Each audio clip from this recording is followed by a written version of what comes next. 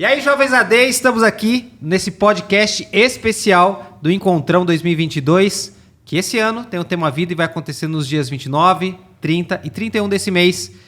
E aí, mais um Encontrão, Marcião? Estamos aqui com o Marcião. Vida. E hoje, muito especial, porque a gente tem um convidado mais do que especial, faz parte, de certa forma, aí, né, da história do Encontrão. E a gente tem o prazer de receber hoje aqui William Agapito. Estamos aí. E aí, meu irmãozão? Estamos aí, felizes. Muito felizes. Honradíssimo de estar aqui. Mais um Encontrão, esse 11º Encontrão que nós estamos aí liderando. Começamos em 2011 com o Encontrão lá, primeiro Encontrão ainda tímido, né? Eu não estava aqui, acho que reestruturando. Em 2011 eu não participei. Eu lembro que um ano antes, Márcio, você não estava aqui, né? Araraquara? Não, eu tava, mas eu não participei. Eu comecei a participar o de 2012. A galera não tem noção. No ano de 2010, a gente tinha 60 jovens cantando no Encontrão. Uau, bastante. Basicamente, era jovens da sede de Itapetininga. Era o coral de jovens regional. Uhum. E aí, a partir de 2011, quando a gente assume, a gente volta com essa regionalidade aí do Encontrão. E, enfim, e aí o resto é história. O resto é história, literalmente. O resto é história. E aí, William? Estamos aí, muito felizes, muito honrados de estar aqui, pastor Jackson, Marcião, amigos que Deus me deu, estar servindo aos jovens, aos teens AD, há muitos anos, né? Estava tentando puxar pela memória aqui, enquanto você falava, o de 2011 já fez um barulho aqui na nossa região, eu sou aqui do lado. Eu estou em Ibiúna, sou de Piedade, mas estou em Ibiúna já há bastante tempo. Então, o de 2011 já tinha feito um barulho aqui na região. E o primeiro que eu vim foi em 2012. Eu tenho foto desse dia, inclusive. E foi muito legal. Acho que você podia postar hoje, hein? Eu acho que seria uma excelente ideia. Acho que se alguém for lá no Instagram, talvez já tá até postado. @William Agapito, segue nós, inclusive. É isso aí. E foi o primeiro que eu vim. Então, é uma história lindíssima. É uma história maravilhosa. E estar por perto de alguma forma, estar envolvido nisso de alguma forma há tantos anos é extraordinário. Legal. É extraordinário. E aí, como foi essa experiência desse primeiro encontrão que você foi? Nós viemos em 2012, por causa de 2011, como eu disse, teve aquele barulho.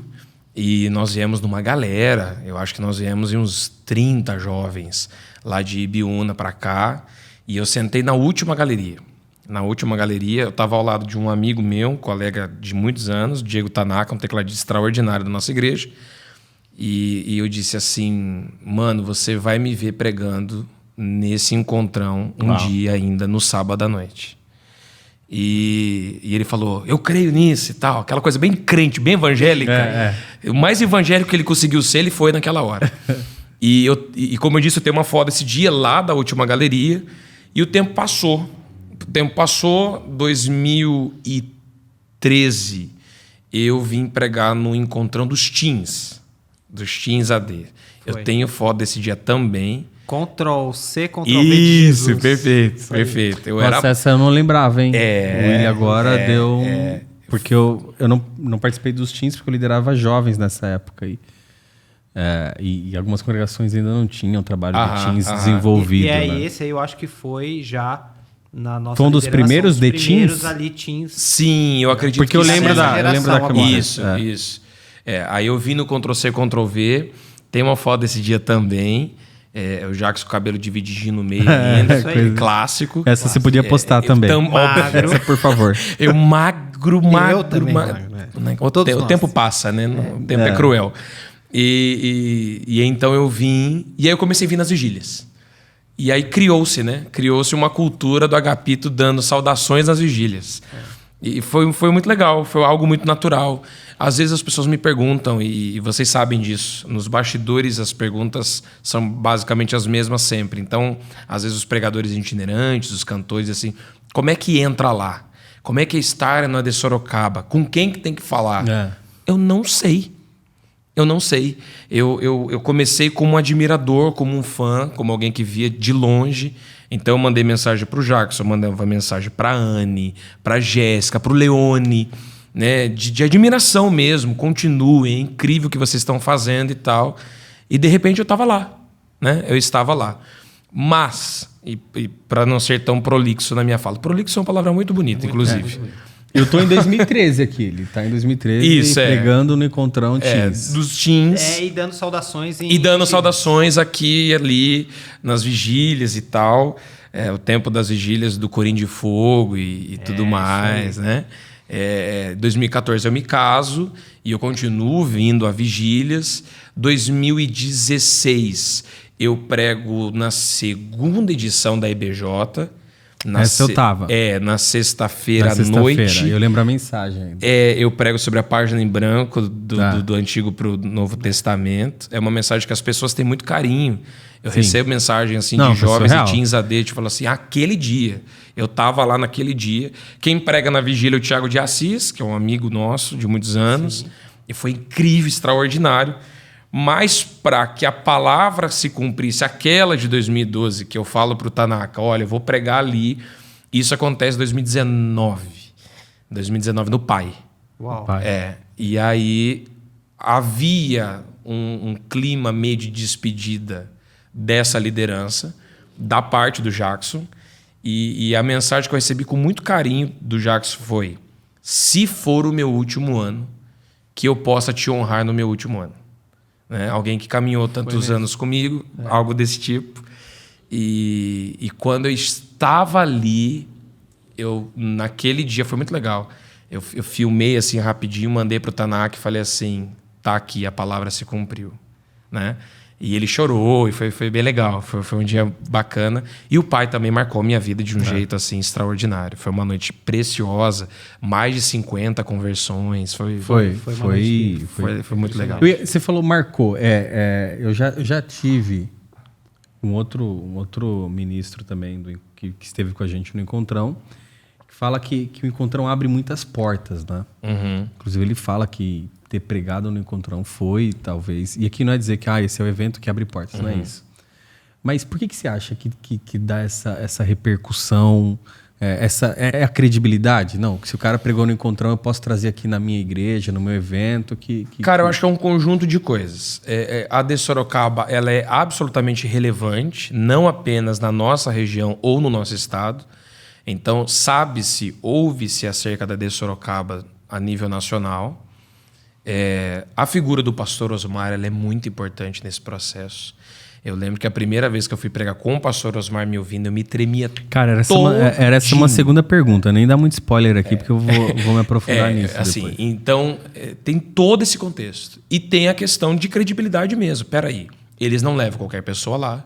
O pastor Osmar é conhecido há muitos anos por ser uma pessoa extremamente criteriosa com quem está no altar de onde ele pastoreia.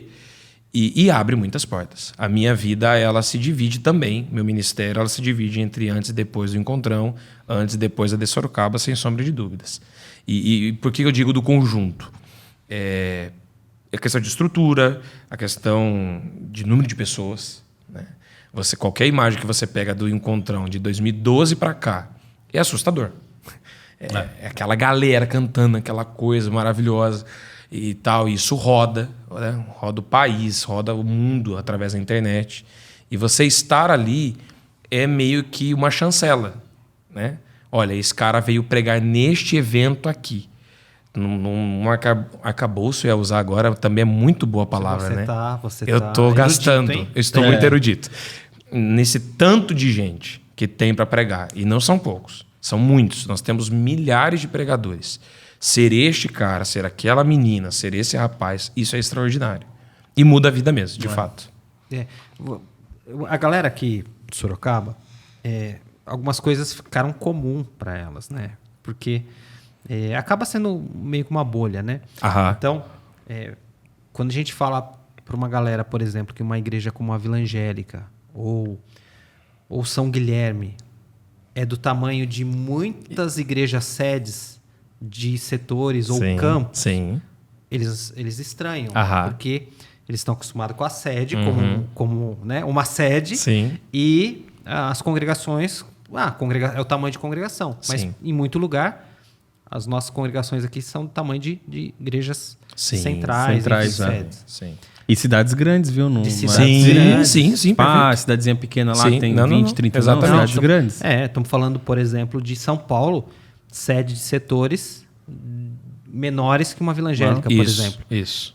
E só que para o pessoal aqui, fica comum, né?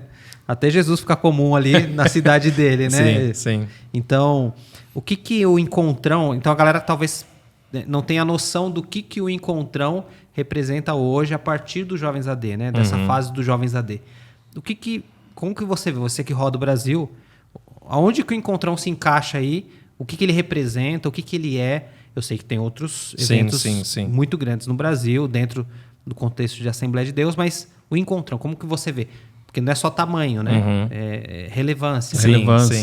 Eu falo sempre assim, né? Você hoje, qual é a fórmula de você fazer um evento que traga pessoas? Simples. Você pega um evento grande, um lugar grande, você pega um galpão grande, você traz pessoas que todo mundo queira, que tenha muitos seguidores, você vai lotar naquele lugar. Então não se trata sobre pessoas, sobre a quantidade de pessoas, sobre engajamento. Ah, mas é que teve muita publicidade. Você paga para o Instagram e o Instagram vai integrar. Entendeu? Não é sobre isso também. Então, não é sobre a quantidade de pessoas, porque isso você consegue fazer, tendo dinheiro, tendo influência e tal.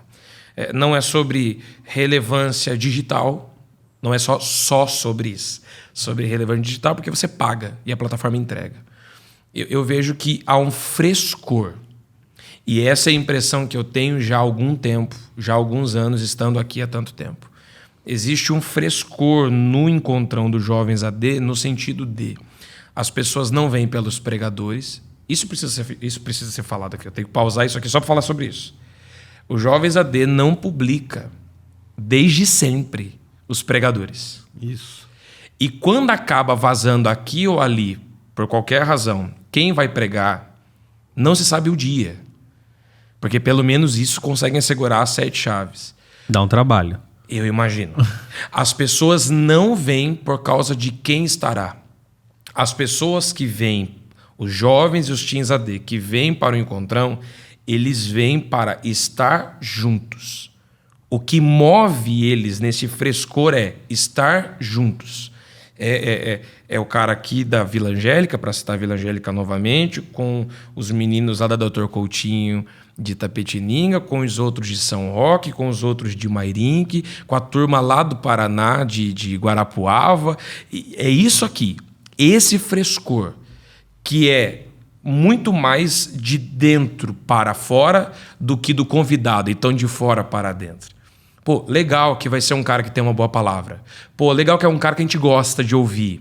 Poxa, bacana, que é uma banda bacana de gente... Legal, tudo isso é bacana. Mas prioritariamente é estarmos juntos. E eu acho que nesse aspecto é único. E eu sei que eu estou correndo um pouco de risco assim, mas eu tenho conhecimento suficiente para dizer isso. É único.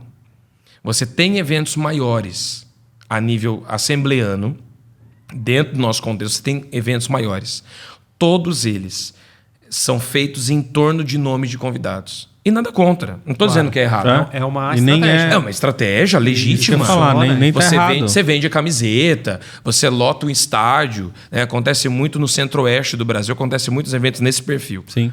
Fantástico, tudo certo. Não estou dizendo que é errado. O Norte e Nordeste ainda tem aquela coisa do ginásio da escola. Isso. Várias Perfeito. caravanas. Entendeu? E tal. Mas gira em torno de quem vai estar. Quem que vai pregar? Aí quando você vem chegando perto do Encontrão quem vai pregar? Não sei. E a galera? Vai.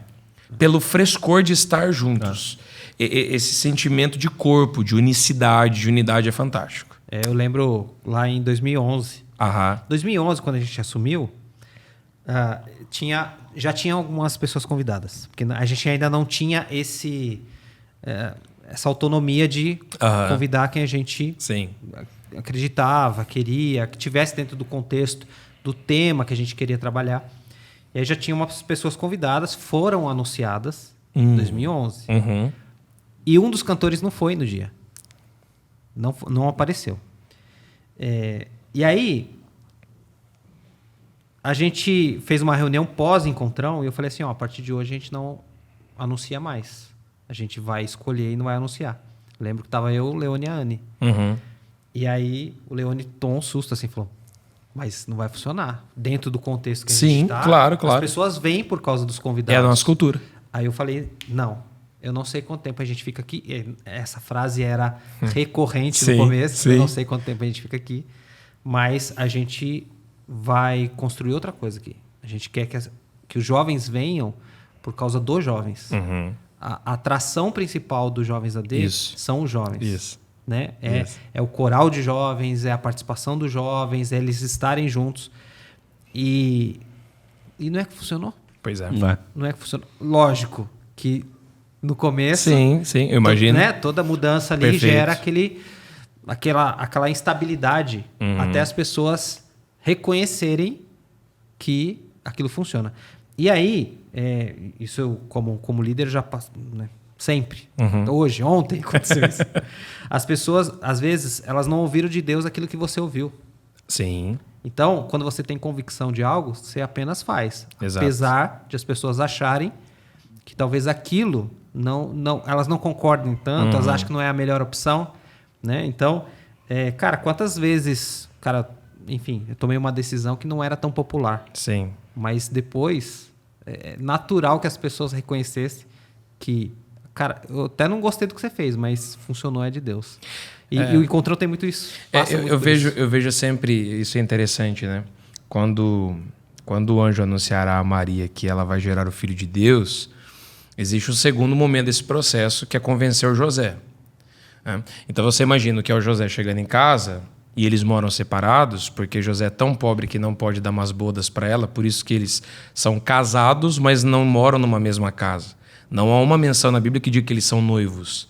É algo que a gente criou porque a gente ouviu isso repetindo. Uou. Eles eram casados. Eles só não podiam estar na mesma casa porque não tinham as bodas. Ele vai dizer assim, e aí, como é que você está? Ela vai falar assim, tô bem. Tem um negócio para te contar. Conta. Tô grávida.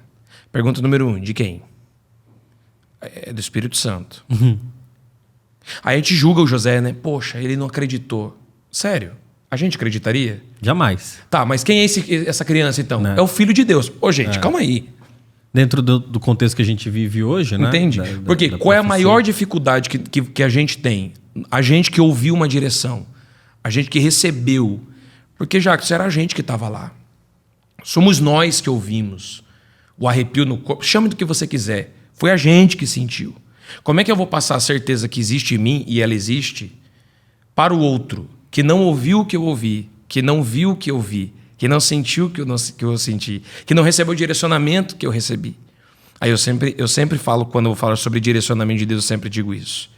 Deus se responsabilizará por mostrar aos Josés da vida que foi o Senhor que apareceu a Maria.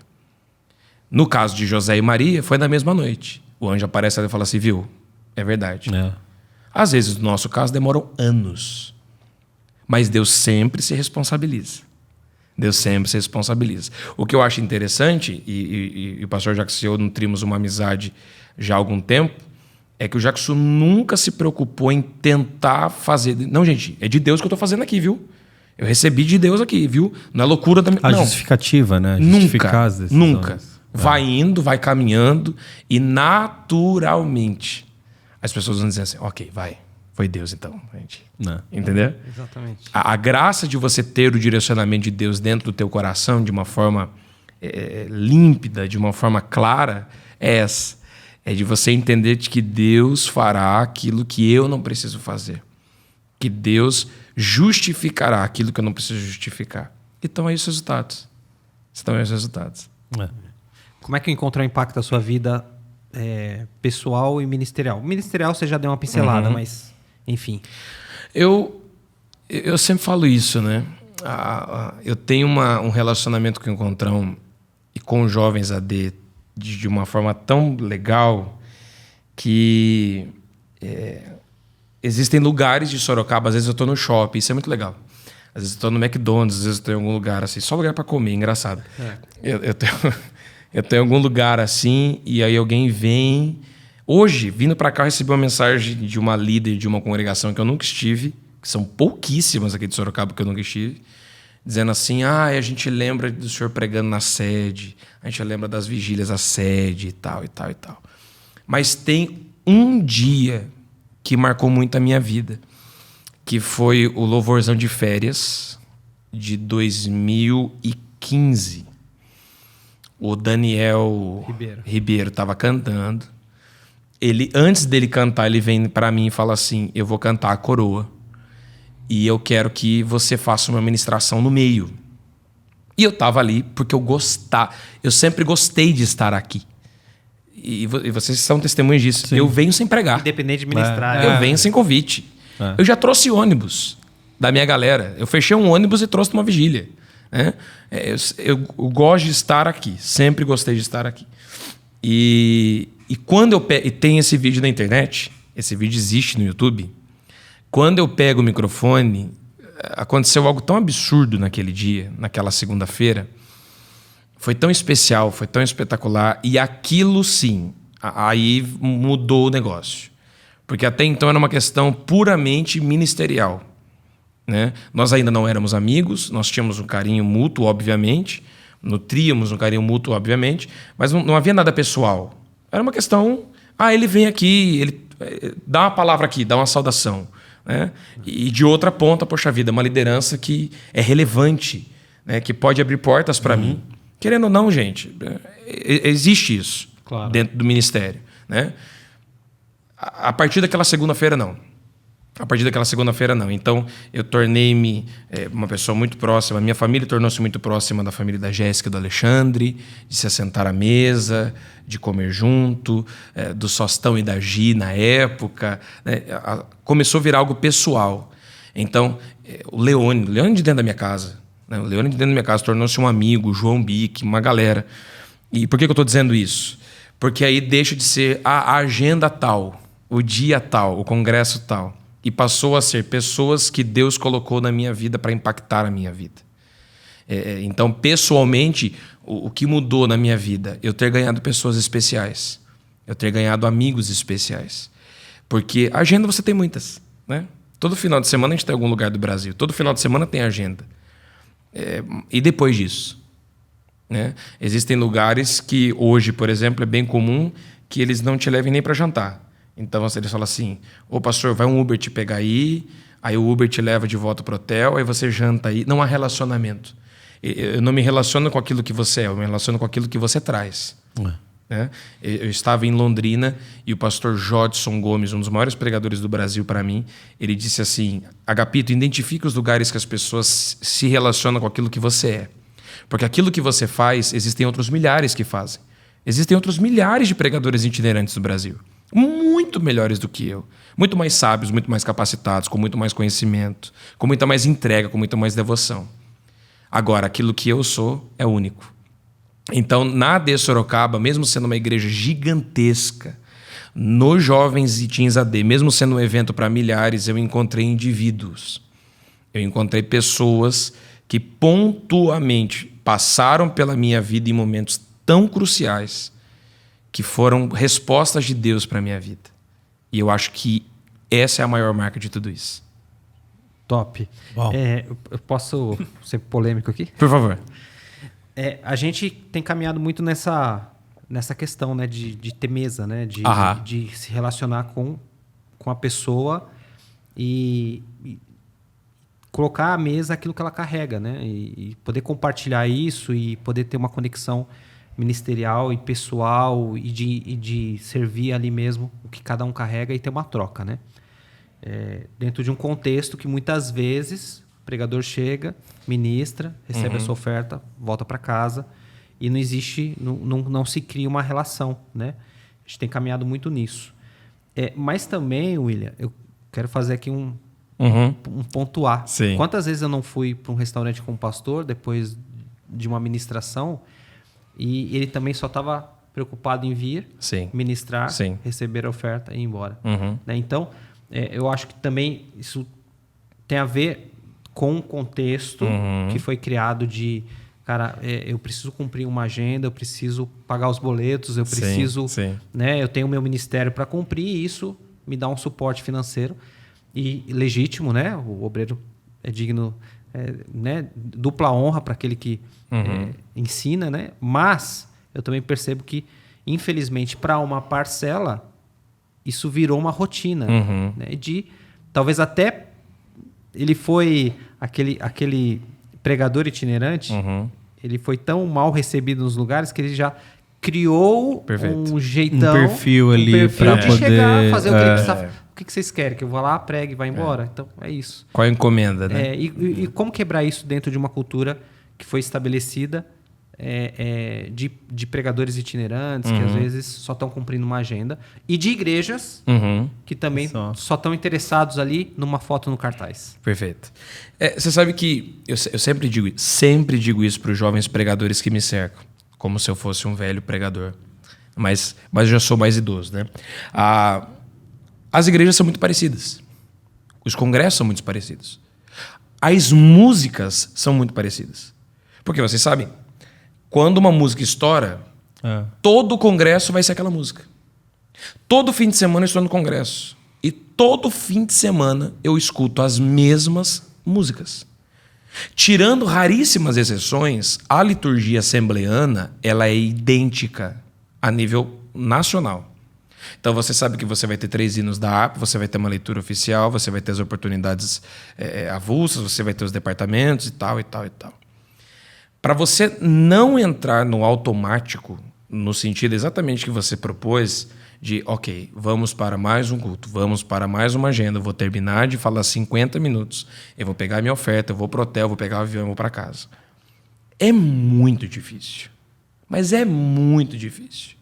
Tanto que eu conheço uma centena de pregadores que, no meio desse processo, perderam prazer por aquilo. Esqueceram-se do porquê que estavam fazendo aquilo. Né? Como é que você se sente no ânimo, na alegria de fazer aquilo como se fosse a primeira vez? Né? E aí eu sempre falo isso para as pessoas, e talvez seja mais ou menos por aí a minha resposta. A gente se relaciona de uma forma muito doentia como igreja. O nosso processo relacional entre os que vêm e a gente que recebe, ou o contrário, durante muito tempo foi muito esquisito. Né? Então, por exemplo, a gente não se importa, e agora, já que a questão é meio polêmica, então vamos polemizar de vez. A gente não se importa em dar dezenas de milhares de reais para um convidado X, porque é o convidado X, ele é o cara do momento. Mas a gente também não dá o microfone para o menino que sonha em pregar da nossa igreja e ter uma boa palavra, ter uma vida devocional.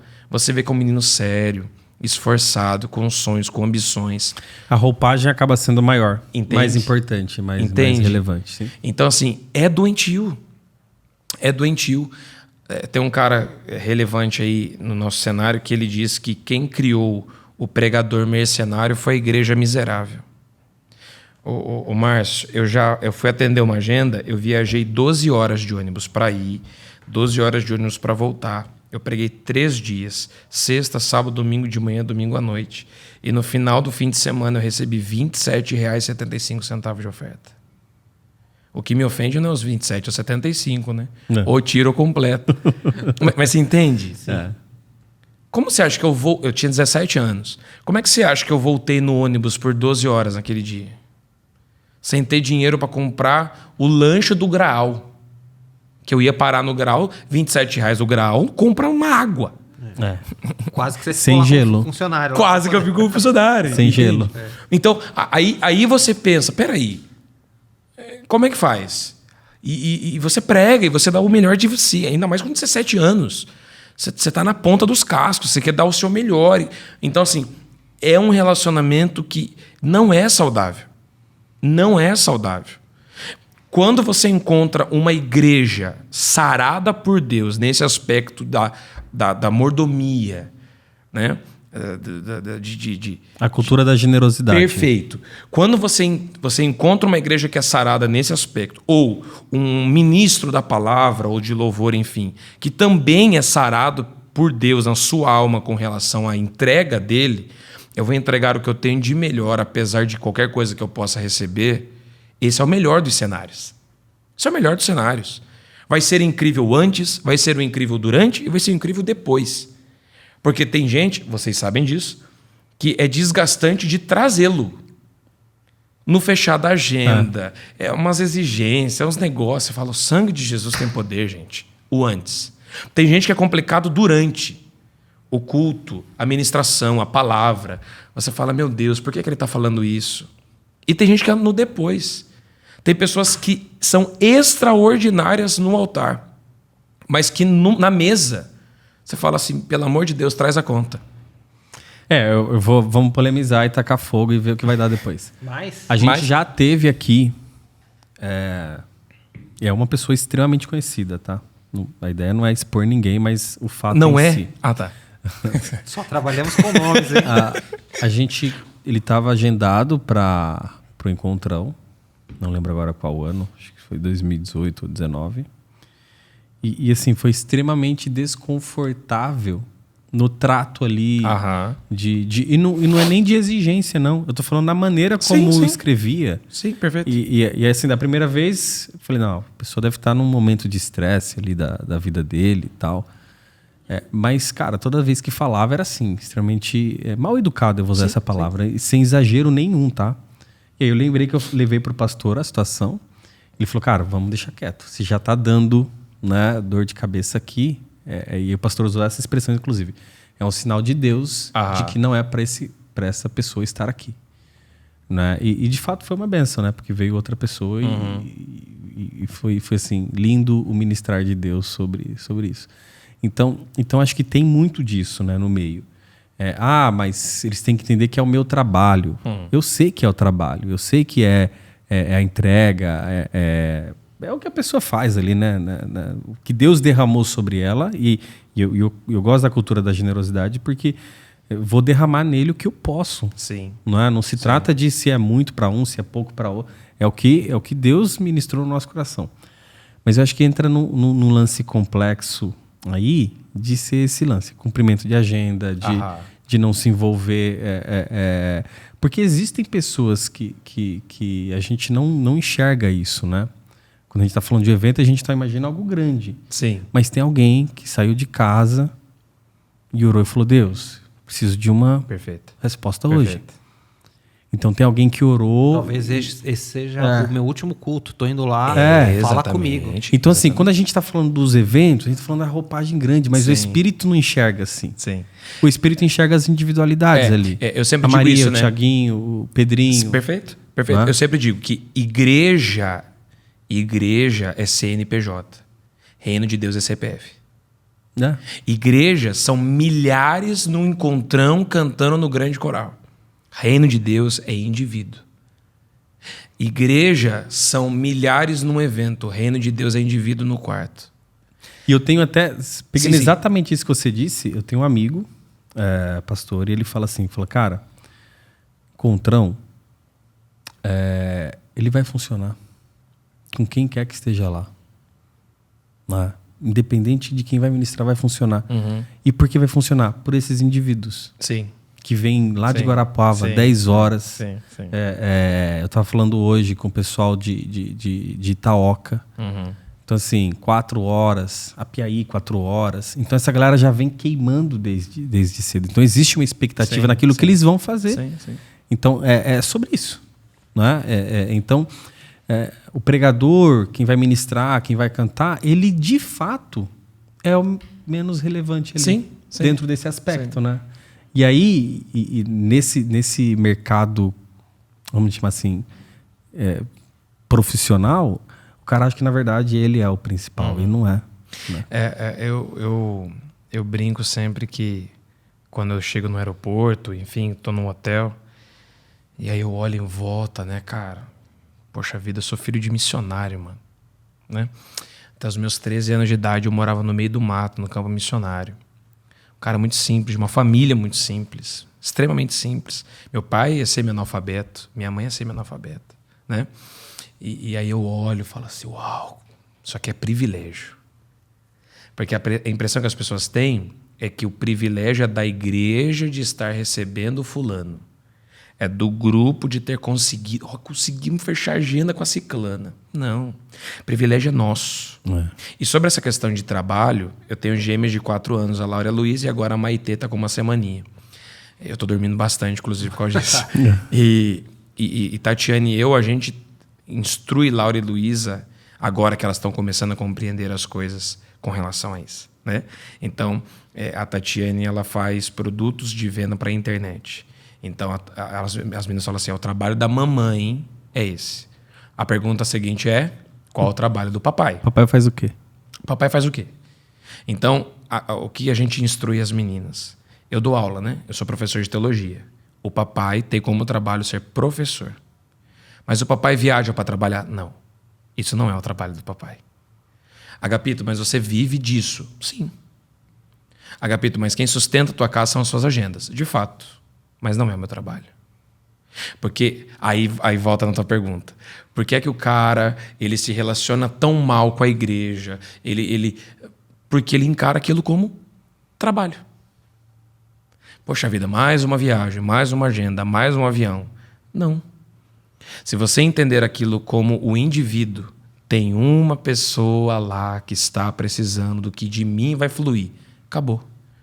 Aquilo nunca vai ser... Você se coloca à disposição Esquece. do Espírito, como uma ferramenta. Sim. Né? Porque o que importa é a água ou é o cano? Você não quer saber que ano que foi posto o encanamento que leva a água para tua casa. Você quer abrir a torneira, abrir o chuveiro e ter água lá. Porque o que importa é a água que passa, não o cano.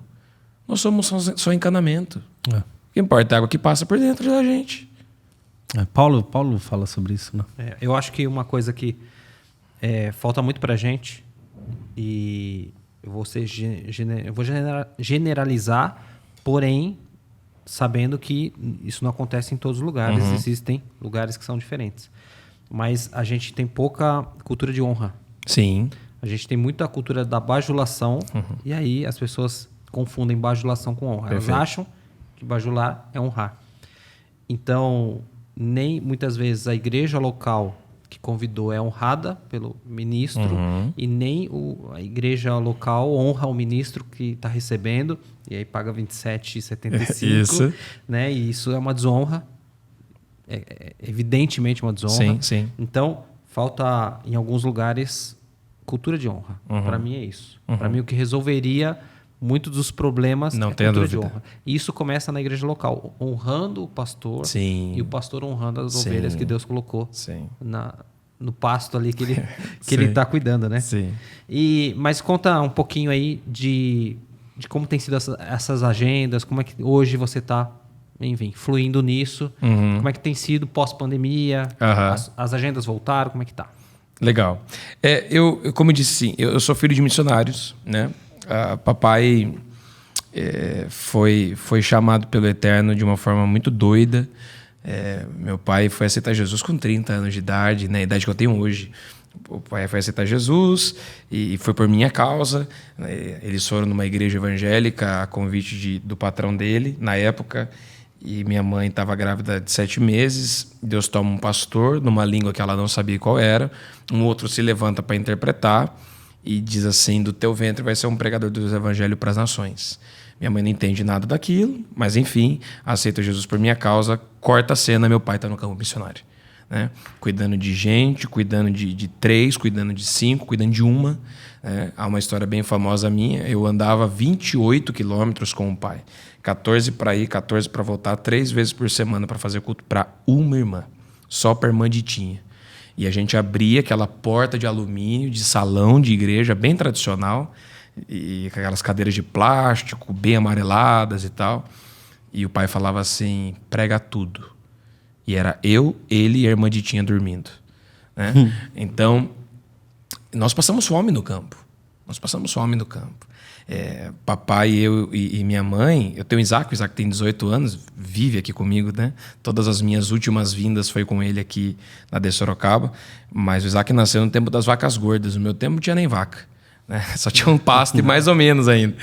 E assim, não foi 1, 2, 3, 4, 5, foram mais de 30 vezes do pai, a mãe e eu juntarmos as mãos e o pai fala assim: a gente não tem o que comer hoje, então a gente vai orar até alguém bater nessa porta. E às vezes era 20 minutos, às vezes eram 3 horas. Né? Então, quando a gente muda, né, o papai sai da zona rural, vem para a cidade, o que eu pensei? Eu quero tudo na minha vida, menos isso para mim. Eu prego, legal, eu canto, toco, eu sou metido a baterista igual Vossa Senhoria, então a gente já teve um passado negro, né? Mas baterista também é crente, mais ou menos. E aí eu falei, não, eu vou trabalhar. Eu sou do senhor de sábado a domingo. De segunda a sexta eu quero ser CLT. E aí eu tive 7 demissões. Eu fui demitido de 7 empregos diferentes. E na minha última demissão, numa quarta-feira pós-carnaval, a minha gerente me chamou e falou assim, Agapito, vem cá, eu sonhei essa noite que eu tenho que te demitir. Eu ri. Ela falou assim, eu nunca vi ninguém rindo da demissão. Eu falei, porque eu sei do que se trata. Então Deus me cercou com mão forte. Isso há 10 anos atrás. E eu vim para a itinerância. Desde então, eu estou no altar, eu vivo do altar e para o altar. Eu estava em um momento extraordinário, ministerialmente falando, pré-pandemia. 2020, março de 2020, eu tinha 210 datas fechadas, 17 estados e 4 países. Uau. E eu nunca saí do Brasil. Eu fui no Paraguai comprar uns trem, mas acho que não conta. Não. Né? Eu não sou aqueles caras assim... As nações, né? As nações. Não. Eu fui no Paraguai comprar uns trem, mas não conta. Então eu estava num momento de expectativa, de subida mesmo, assim. Aí veio a pandemia. E foi uma pancada, assim. Uma pancada. Como está pós-pandemia? Eu diria que 70% do normal. Boa parte daqueles eventos que estavam ali no período pandêmico não foram reagendados. Outra parte foi. As viagens internacionais ainda não aconteceram. Foram prorrogadas para 2023. E Deus tem cuidado de nós. Deus tem cuidado de nós. Mas está sendo um período interessante, assim. Você vê como é que a igreja está se comportando, né? Nessa volta, nessa retomada. Vocês já tiveram um encontrão pós-pandemia. Sim. Né? Então, era meio que um medo geral. Nossa. Como é que a galera volta? Qual vai ser o clima? Se volta. Se volta. Né? E aí vem. Será que o povo sabe cultuar ainda? Ainda mais a nossa faixa etária é a mais A impactada. mais afetada. Perfeito. Mais afetada. Entendeu? Então tava meio que naquele medo. E nós, itinerantes, pregadores, cantores e tal, também estavam. Tanto que teve gente aí nesse período pandêmico que passou necessidades extremas, mesmo. Gente que vocês conhecem, que as pessoas que estão nos assistindo conhecem, a nível nacional, que tiveram que vender batedeira, geladeira, liquidificador, para não morrer de fome. Entendeu? Porque não tinha uma igreja local, porque não tinha um pastor que estava cuidando deles ali mais próximo. Né? Então não tinha ninguém para gritar. E que não voltaram mais. Que foram pro Uber, nada contra, pelo amor de Deus, é absolutamente legítimo, mas foram pro Uber, pro táxi, pro mercado de trabalho e não voltaram mais pro ministério. Nós ficamos, sendo cuidados pelo Eterno, sendo guiados por Deus e estamos aí. E como foi passar pela pandemia? Foi terrível. Foi terrível. Com a sua experiência, claro. A minha experiência ela é interessante, né? Porque eu não estou na minha igreja local. Eu tenho uma igreja local, mas eu não estou nela todo fim de semana. Eu não estou na escola bíblica dominical, né? Eu não tenho uma cultura. Que culto eu frequento? Culto de ensino. Quarta-feiras à noite eu estou na minha igreja. E não todas as quartas também. Então, quando fecha tudo e vira o que vira, eu ligo para o meu pastor à época. Eu disse, pastor, as igrejas vão fechar. Eu me lembro de ter tido essa conversa com ele na terça-feira, na sexta-feira fecha tudo. E eu falei assim, a gente precisa criar uma estratégia online, porque nós não tínhamos. Eu pertenço a um campo que tem 120 igrejas e nenhuma das 120 igrejas, a começar pelo Templo Sede, tinha uma estrutura de culto online mínima que fosse. Não tinha. Fecha a igreja e eu vou servir a igreja local. Né? Então eu comecei a fazer culto online, ligar microfone, fiquei de câmera, mediando comentário na live. Virei um obreiro da igreja local. A nível pessoal, foi muito desafiador. Agapito, você não tinha uma reserva. Não tinha. Me orgulho disso? Obviamente que não, mas eu não tinha uma reserva. Eu tinha acabado de comprar um carro, eu devolvo esse carro para o banco. Liguei e falei, tudo bem, vocês não querem o banco? Devolvi. A gente mudou de aluguel. Então fizemos ali algumas readequações. Mas foi muito desafiador mesmo. Então nós vivemos momentos assim, sabe os 32 minutos da prorrogação? Aí Deus aparecia. Então o aluguel vai vencer hoje, se não pagar hoje, aí do nada alguém mandava uma mensagem e falava assim, me manda teu Pix. E o valor era exatamente o que a gente precisava. Teve um dia que a Laura falou assim, papai, abre a geladeira. Ela não consegue abrir a geladeira, eu abri. E ela me solta essa frase, Marcião. Por que tá tão vazia? Pesa, né? Aí, né? Você encaixa aqui. Eu dei uma resposta qualquer, entrei no banheiro. Eu falei, e aí? Eu tô aqui ainda, mas e aí? E aí você é testado de fato. Porque quando você é provocado a ir para o ambiente onde as suas palavras chegavam antes, porque uma coisa é sua palavra chegar ao ambiente, a outra coisa é você estar no ambiente que as suas palavras chegaram antes. Eu fui provocado a estar neste ambiente onde as minhas palavras sempre estavam. Que ambiente é esse? Da provisão, da providência, do milagre. O telefone vai tocar, a mensagem vai chegar. E aí? Eu estava nesse ambiente agora. E aí, nesse dia, um empresário me ligou, lá do noroeste do estado, e falou assim, Agapito, não sei porquê, tá vindo no meu coração uma das suas filhas. É a Laura. Uau. Eu vou te mandar um Pix e você leva ela no supermercado. Então a gente foi vivendo isso assim, semanalmente. Mas quando você é levado, e isso é cientificamente comprovado, quando você é levado ao extremo o tempo todo, uma hora isso vai dar ruim. Uma hora isso vai te desgastar. Então, nesse período pandêmico, entre 20 e 21, no finalzinho de 20, comecinho de 21, eu tive uma recaída no meu processo de depressão. Eu já tinha lutado com a depressão quando eu tinha 20 anos. E eu volto a enfrentar esses meus fantasmas, todos eles de uma vez só, nesse processo da pandemia. Eu engordei mais de 20 quilos, porque em algum lugar eu tinha que extravasar e eu acabei indo para este lado. E eu conheci as crises de ansiedade, que é algo que eu não tinha. Eu nunca tive. E eu comecei a conhecê-las nesse processo. Eu estava no avião em 21, indo para Florianópolis, eu acho. Florianópolis. E eu tinha certeza que o avião ia cair. E eu comecei a entrar em parafuso, né? Aí cada um se comporta de uma forma, mas as minhas mãos suavam, comecei a me tremer inteiro. A aeromoça chegou e falou assim, o senhor quer descer? A gente não decolou ainda, e a gente coloca no próximo voo. Eu falei, não, tô bem. Mas eu não tava. Eu tinha certeza que aquilo ia dar ruim, né? Então eu comecei a lidar com novos gatilhos, né? Com novas coisas, e que foram muito desafiadoras. E hoje nós lidamos de uma forma mais saudável com isso na igreja. Hoje nós temos lideranças capacitadas intelectual, mental e espiritualmente para gerir pessoas que têm essas deficiências apesar delas. Mas como é que eu explico isso para o meu pai, um pastor de 63 anos de idade? Que não é demônio, que não é Satanás, que não é falta de fé. Que não é falta de oração, entendeu? Não é, tá em pecado. A primeira Deus que eu tomei na lata foi, tá orando. Ou Deus tá pesando a mão porque eu tá em pecado. Eu tô orando. Entende? Então foi um processo muito complicado. Muito difícil. Eu tenho uma rede social bastante ativa mesmo. Eu me ausentei dela por quase 11 meses. Eu não queria encarar uma câmera. Eu não queria ver essa minha nova imagem com tantos quilos a mais.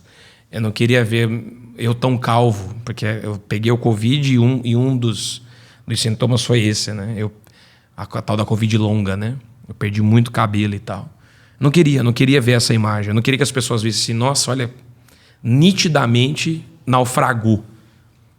Por quê? Porque nós estamos dentro de um contexto que é do triunfo.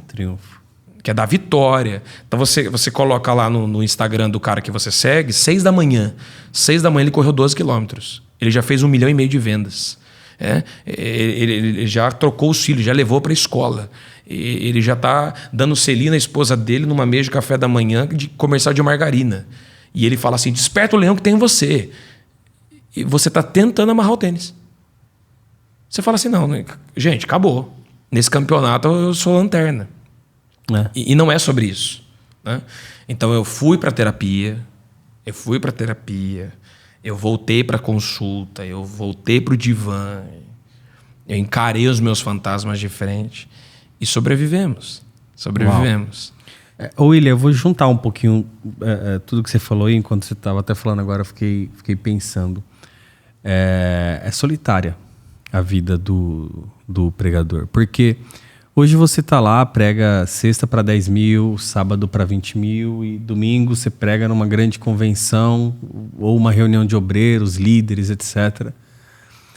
E as pessoas olham a rede social, foto no aeroporto, foto no hotel, esses recortes. Mas é solitária a vida. Não é? E acho que essa pandemia talvez tenha apresentado isso. Né? A gente se conhece muita gente. Eu tenho certeza que se juntar a minha agenda e a do pastor Jackson, não dá a quantidade de contatos que deve ter na sua, nego, né, de todos os cantos do Brasil. Mas como que lida com essa solidão? E eu falo isso porque a gente tem muitos jovens e adolescentes nos vendo que sonha esse momento. Não vê a hora, lugar, né? Não vê a hora de Deus cumprir a promessa. Ele se vê no aeroporto, ele se vê chegando no hotel, ele se vê nessas... Né? Mas é como diz o texto.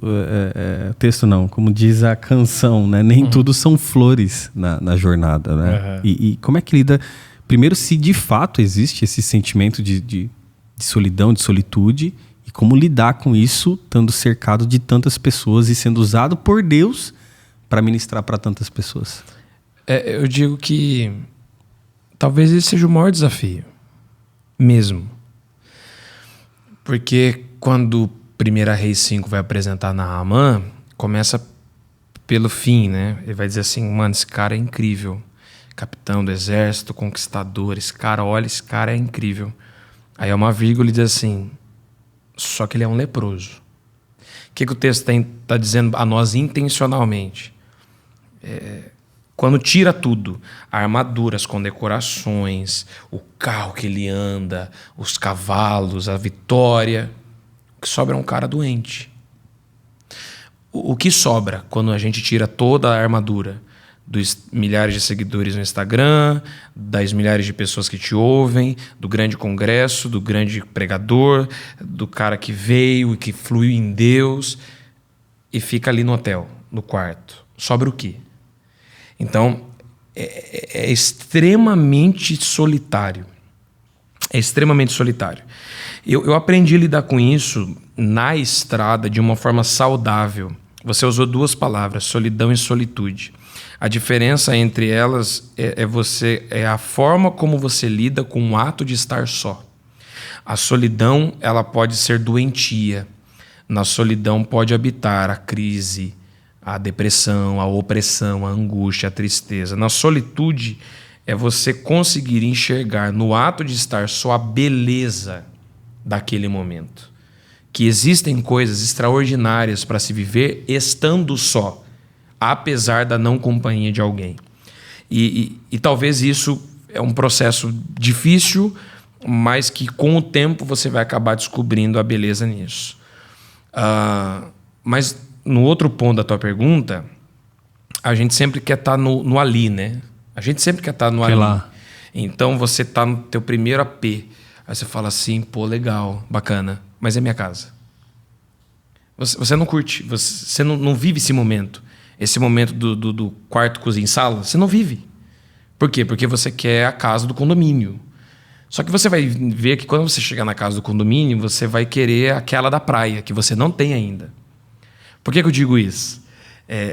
Esses dias eu estava assistindo um desenho com as meninas da Disney chamado Soul, da Pixar. E é um cara que ele é um... Nossa, é maravilhoso. Ele é fantástico. Ele é um pianista de jazz. musical, E aí ele quer fazer o show da vida dele, fazer parte de uma banda. Quando ele termina o grande show da vida dele, ele fala assim, tá, e agora? O que acontece agora? E a saxofonista diz assim, a gente volta aqui amanhã e faz tudo de novo.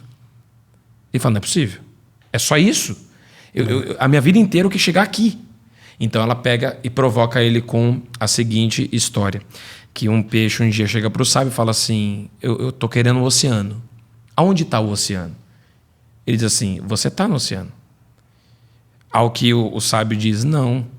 O peixe diz ao sábio, não, isso aqui é só água. Eu quero é o oceano. O tempo todo ele estava no lugar que ele queria. Ele só não percebia a beleza que o cercava. Então, é fantástico pregar para 10 mil. É lindo pregar para 20 mil. Cara, é muito legal estar no encontrão no sábado à noite, vivendo aquele momento. É fantástico. Mas não é sobre isso que a vida é feita. A vida não é feita nos 1 minuto e meio do Reels do Instagram, dos 15 segundos do Stories, do público, é do privado. Não é do altar, é do quarto. A minha vida ela não é feita sobre quantas mil pessoas me veem diariamente nos meus stories, mas é sobre a Tatiane, a Laura, a Luísa e a Maitê. Tem dia que eu chego em casa e minhas filhas não querem saber se eu sou pregador, de onde eu estou vindo, para onde eu estou indo. Elas querem o pai dela para montar nas minhas costas e eu sair pelo quarto, e você sabe do que eu estou falando. Uhum. Entendeu? Então, esse processo de solidão, aí vem, né? Aí vamos espiritualizar de vez a coisa. Aonde a nossa solidão vira a nossa solitude? Quando a gente chama a Deus para ser a nossa companhia. Porque o vazio da nossa solidão é totalmente preenchido pela presença do Espírito Santo. Se a gente levasse mais a sério isso, a gente perceberia que Cristo nos disse isso. Vai vir um e ele estará convosco todos os dias da sua vida. Então, porque a nossa geração é uma geração solitária. É uma geração solitária. Muito, muito. É uma geração que se relaciona com a tela do celular, né? E fica naquele puxa do scroll down eterno para nunca mais terminar. Essa geração solitária, ela é uma geração que ela encara o ato de estar só com a tristeza. Essa tristeza que a gente está conversando aqui. Se a gente compreendesse isso pelo lado espiritual, a gente diz assim, ok, pode ser que eu esteja só em alguns momentos, mas no vazio da solidão, o Espírito Santo entra. E aí toda a diferença acontece. Entendeu? É mais ou menos por aí. Uau, bom. A questão é como lida, né? Uhum. Saber lidar com isso. Porque nessa solidão aí muitos se perderam. Perfeito. É justamente aí que acontece a perdição. Com o que eu preencho isso aqui? Ele vai... Poxa vida, poderia ser com álcool. Poderia ser com uma outra menina. E aí, na tentativa de preencher. Por quê? Porque a câmera, o holofote, o evento, ele é viciante. E aí você diz, nossa, que palavra forte. É a palavra que eu quero usar. É viciante. Tá? Porque o pregador... num evento de 3 horas, por pelo menos 50 minutos, em alguns casos 1 hora, em outros casos 1h30, você é o centro das atenções. É a única voz que é ouvida. O microfone vai estar na tua mão por 50%, em alguns casos mais do que isso, do evento. Na tua mão. A câmera da transmissão vai estar em ti. Como que o ego... o lado humano da gente não vai se alimentar disso? Claro que vai. E daí no quarto? Quando todas as luzes se apagam. Aí o cara preenche exatamente aí. Aí o cara se perde. Aí a gente conhece tantas histórias tristes, terríveis. Eu acho que não é nem só... A gente está falando assim no aspecto cristão aqui. Sim. Mas esses dias eu vi em algum lugar que aquela Mariana Rui Barbosa... ia sair das redes sociais, se ausentar por um tempo, porque ela não pode escolher o que comer. E as pessoas mas por que julgam que aquilo. você está comendo maçã com pera? Qual o problema com o tomate? Qual o problema? Isso. Então, hoje, ao mesmo tempo em que a gente fala, mas está muito polarizado, as pessoas dão muita legalidade para essa influência. Então, o desafio de não se iludir com o que se vê nas redes sociais. Acho que compreender os propósitos de Deus para você. E eu gostei muito quando você falou de, cara, viver esse momento. A próxima estação não vai chegar enquanto não tiver cumprido as etapas dessa. Talvez muitos se percam porque cria mecanismos E a gente tem falado muito aqui, vamos usar uma expressão um pouco mais polêmica, de pregadores que se aliam muito, Sim.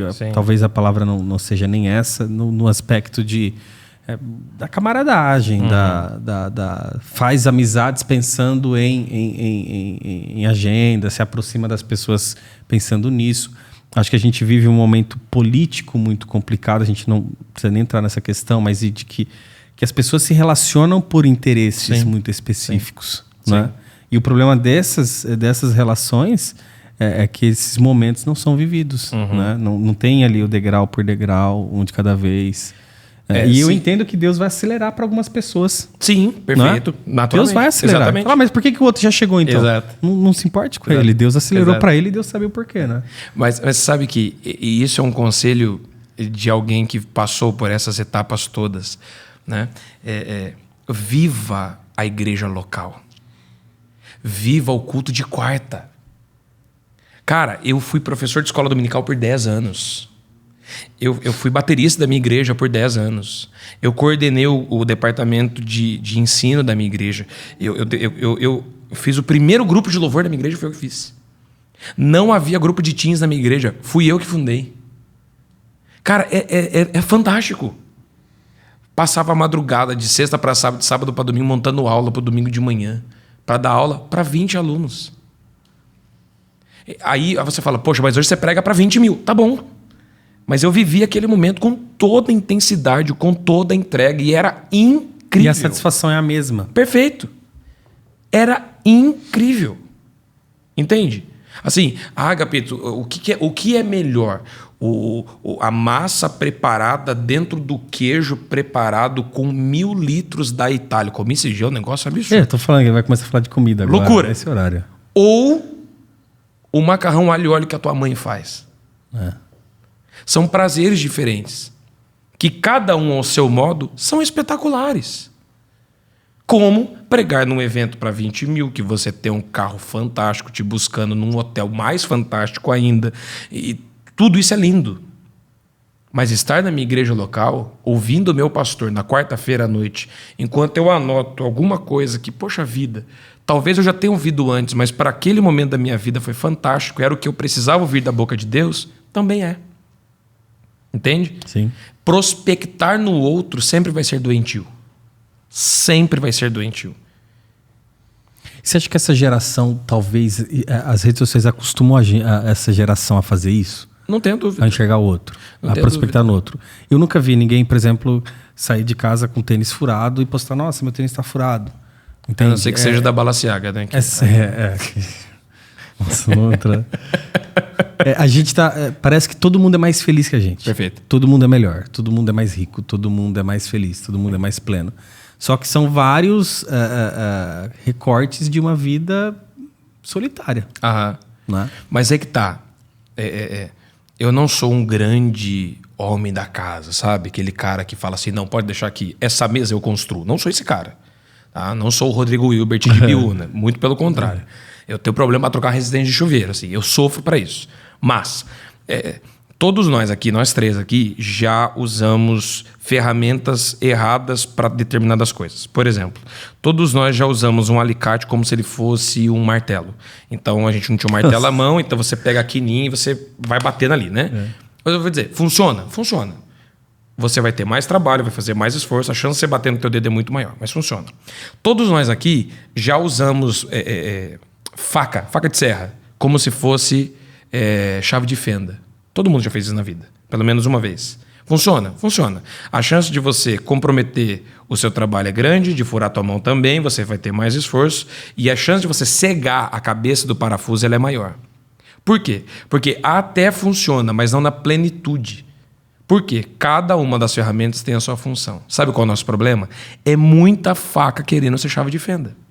É muito alicate querendo ser martelo. Funciona? Funciona. Mas nunca vai ser no total, absoluto e completo potencial que existia a priori. E uma hora vai dar errado. E uma hora vai dar errado. Você tem noção que a gente vai chegar no céu e vai ter gente falando assim, Senhor, eu dirigi a igreja a minha vida toda. Eu fui abnegado, servo do Senhor durante 70 anos. E Deus vai falar assim, pô, legal, mas era para você ser o melhor advogado de Sorocaba. Aí outro vai falar assim, olha, eu cantava, gravei CD e tudo. Fui gravador e tal. E Deus vai falar assim, bacana, era para você ser dentista. E você ser a dentista que ia fazer a diferença no meu reino, lá no teu consultório. Qual o nosso problema? É prospectar o outro. É tentar ser o outro. E isso não é apenas errado, isso também tem um viés espiritual terrível. Porque isso começa em Lúcifer. Isaías capítulo 14, verso número 13, ele vai dizer assim, eu vou pegar meu trono e vou colocar acima do trono de Deus, porque eu quero ser não só o que ele é, mas eu quero ser mais do que ele é. Entende? Se a gente entendesse que talvez eu não seja o alicate todo que eu queria, mas, poxa, eu sou uma faca de serra excelente. E se satisfazer nisso. Tá ótimo. Entendeu? Imagina se todo mundo quisesse ser o Dalai Lama, pregar paz na Terra. Tem gente que vai ser taxista. E tá tudo certo. Se eu compreender quem eu sou no reino de Deus e qual a vontade de Deus para mim, isso vai me bastar. Entende? Uau. Fora que tem gente que quer estar no muito, mas não consegue ser fiel no pouco. Perfeito. Né? Entendeu? Vem cá, você vai cuidar da porta. Poxa, mas da porta. Eu fui feito... Esquece.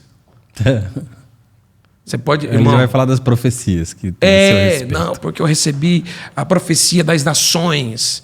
Cara, você não prega pro teu vizinho. Rapidão, preciso contar isso aqui. A oração que eu mais fazia, Marcião, quando eu estava na escola, era: Deus, eu quero pregar para minha escola. Faz um negócio. O que eu imaginava? Que Deus um dia ia me tomar. Que loucura, né? Eu ia subir em cima da mesa de ping-pong e ia falar assim: povo de Deus. Eu achei que ia ser isso. Sempre achei. E o tempo foi passando, cara. E isso nunca acontecia. Eu estudei sempre na mesma escola. Nunca acontecia. Estava no primeiro colegial, primeiro ano do ensino médio, para não denunciar a nossa idade. Eu estava no primeiro ano do ensino médio. Na sexta-feira, uma guria da minha sala ficou doente. Sábado ela foi internada. Domingo ela morreu. Ela pegou uma bactéria, morreu em 3 dias, muito rapidamente. Segunda-feira foi feito o velório dela.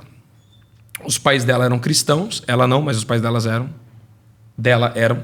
E nós fomos para esse velório. O meu pastor à época, meu pai, mais uns obreiros, umas irmãs do círculo de oração e eu. O pastor olhou para trás, o meu pastor à época, e disse assim: William, você dá uma palavra? Ela era tua colega de sala e tal e tal. Eu falei: claro. Quando eu me levanto, tá o caixão dela aqui, quando eu me levanto e eu olho, a minha escola inteira estava lá. O Espírito Santo falou assim: tá aí a resposta da tua oração. Olha que esquisito. De repente, eu estava diante da resposta da minha oração mais insistente com Deus até aquele momento. Agora eu estou orando mais por perder barriga. Mais insistente até aquele momento. Da forma que eu menos imaginava na minha vida. E é sobre isso. A gente tenta nortear Deus, né? A gente tenta brifar Deus, né? A gente tenta dar um brief, dizendo assim: olha, eu quero que aconteça isso dessa forma, por essa pessoa, deste jeito, com este valor, vindo deste lugar, através desse banco, nessa conta bancária. Aí Deus fala assim: não, o capitão do barco ainda sou eu. Não é à toa que Deus manda colocar tudo na arca. Deus deixa Noé colocar tudo na arca. Ele faz um barco de 133 metros de comprimento, 26 metros de largura. 3 andares de 3 metros cada um. Uma porta de 7 metros, uma janela de 44 por 44 centímetros. Tudo que tem num barco, Deus deixou Noé colocar. Menos timão, volante, vela, Remo. Não tem.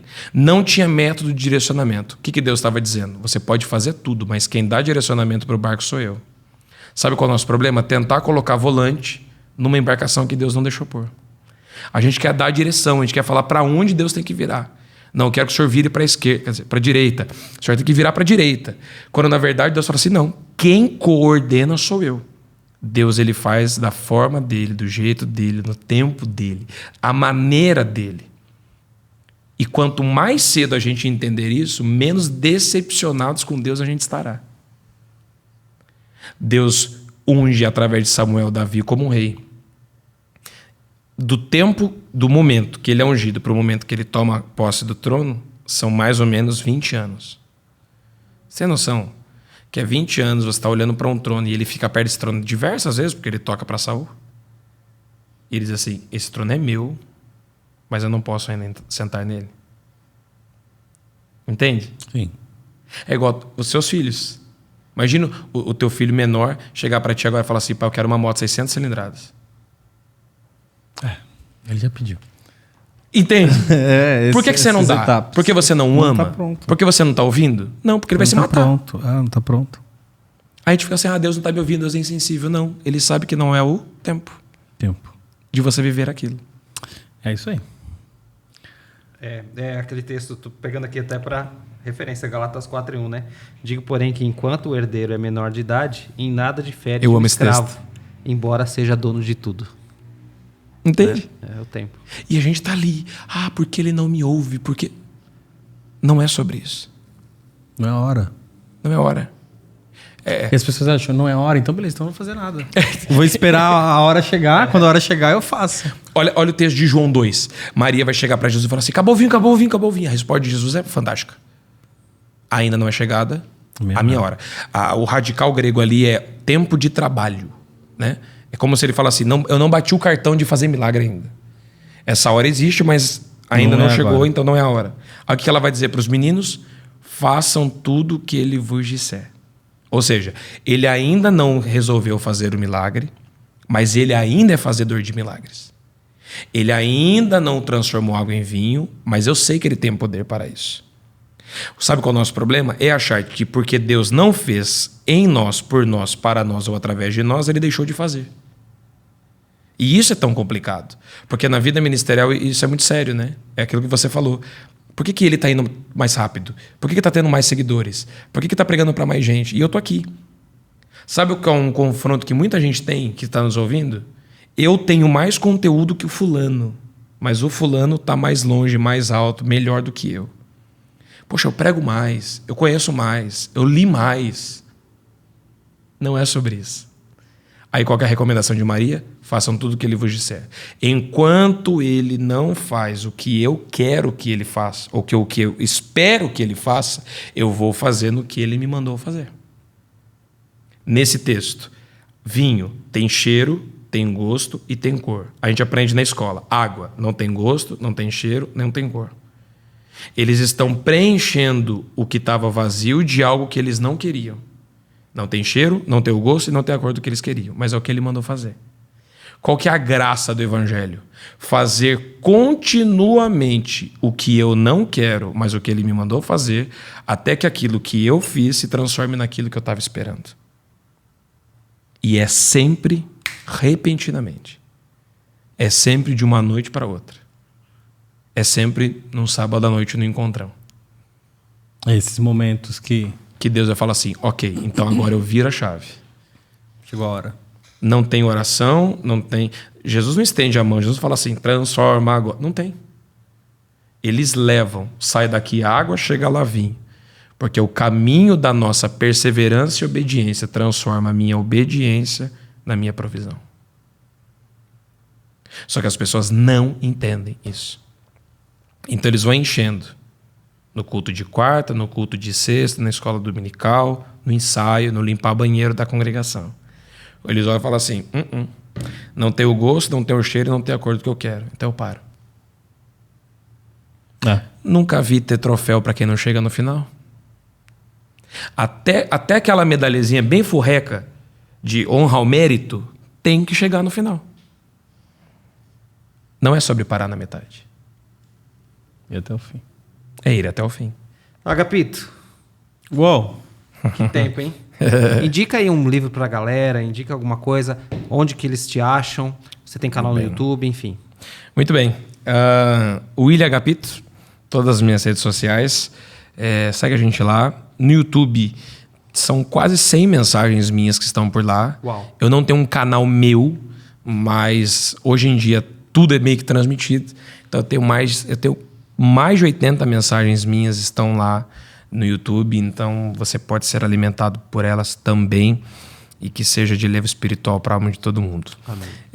Esses dias eu estava conversando com a Tatiane e nós entramos num assunto tão legal e eu recomendei a ela um livro, comprei e dei a ela de presente um livro dos escritos de C.S. Lewis.